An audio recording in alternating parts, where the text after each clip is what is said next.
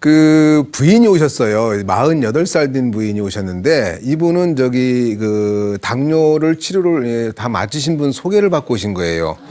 이분이 이제 병원에 입원 중에 이제 소개를 받았다고 하면서 퇴원하면서 오신 분인데 이분이 갑상선 그 질환이 너무 갑자기 심해져 가지고 병원에서 입원 치료하는 중에 당뇨가 갑자기 너무 높아진 거예요.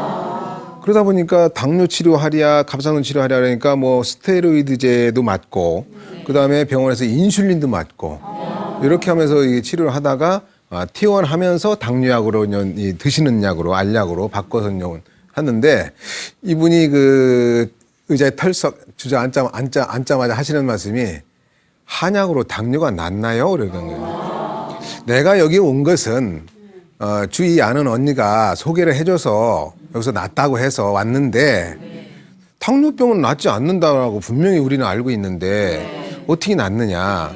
물론 내 입장에서 볼 땐 나으면 좋다. 간단히 얘기하면 혹시나 해서 오신 거예요.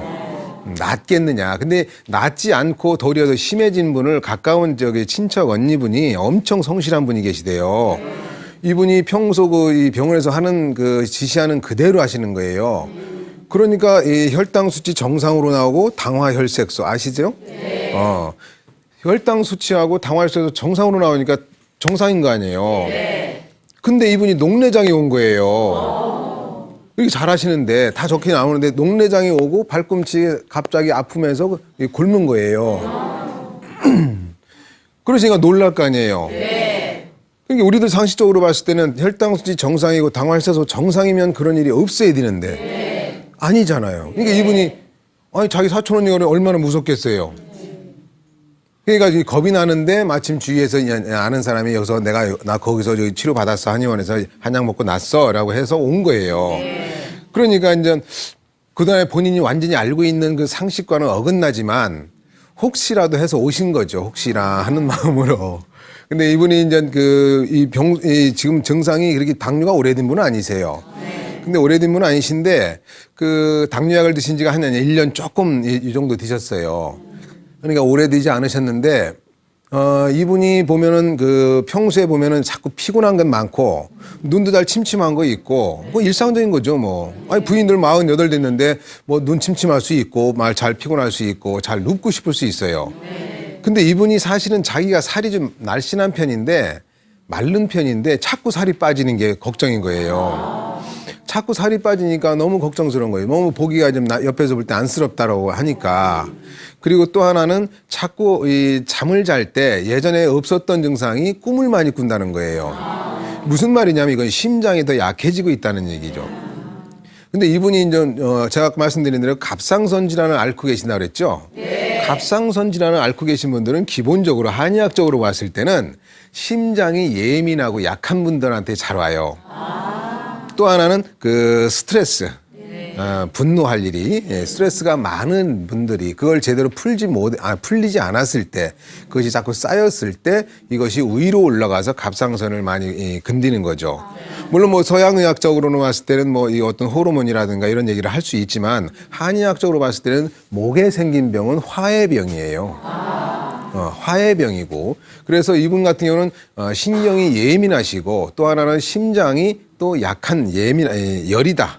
이렇게 나타나는 체질인데 그래서 이분을 진찰해 보니까 심장이 약하고 췌장 우리들은 일반적으로 당뇨병이면 다 췌장으로 알고 있잖아요. 근데 한의학에서 제가 한의학적으로 봤을 때는 췌장만이 당뇨병에 책임이 있는 것이 아니라 다른 장기에서도 영향일 책임이 있다는 얘기죠.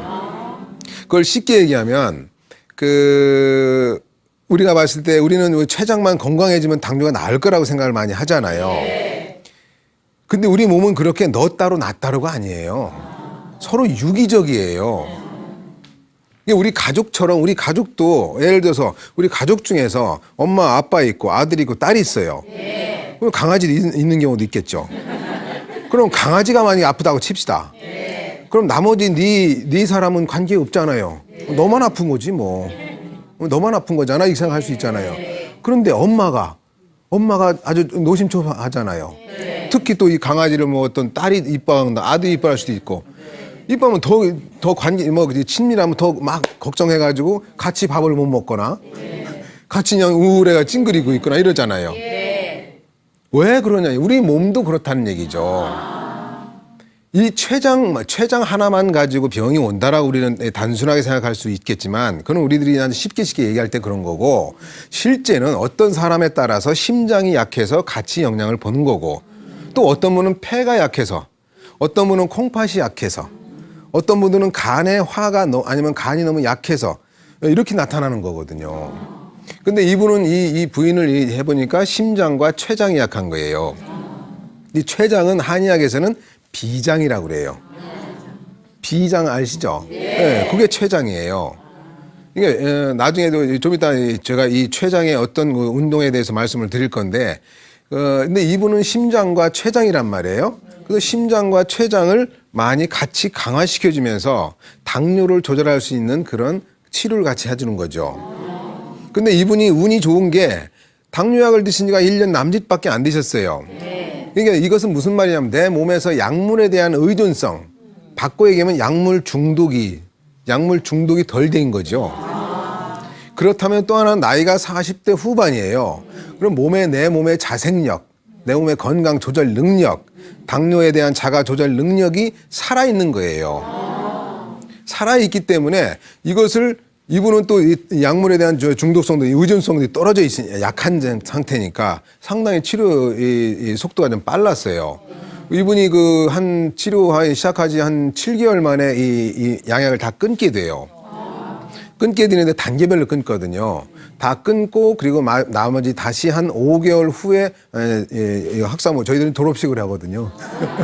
학사모를 딱 쓰시고 저랑 같이 제가 정인 선수 하는 식으로 옆에 서가지고 당뇨 졸업식을 하는데 이분이 그 당뇨 졸업식 하는 날 말씀을 하신 게 있어요. 저한테 저도 좀 뜨끔한 말인데 내가 당뇨를 치료가 되고 나니까 이게 여기 한 말씀 해주시라고 이게 저희들이 좀 제가 옮겨 쓸 수도 있게 이렇게 말씀을 드렸더니 뭐 여러 가지 말씀을 하셨는데 내가 당뇨가 치료가 되고 보니까 정말 고맙고 좋다.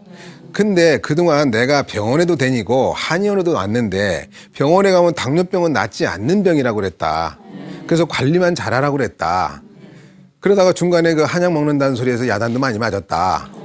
근데 한의원에 오니까 한의원에서는 당뇨병이 낫는 병이라고 그런다.